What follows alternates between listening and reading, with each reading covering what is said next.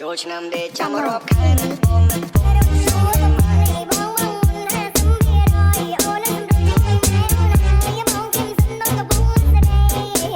ព្រោះតែពេលនេះម៉ែមិនដល់ប្រងទេអូនសុំមួយអាពេលមិនម៉ែលុយវេលុយម៉ែទៅបង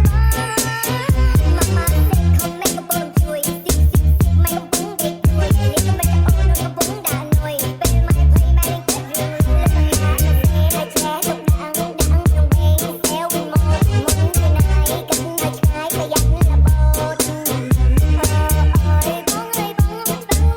មិនមែនស្គាល់ទេមកកំពុងណែនងរួយទីចង់ជឹងមិនទេស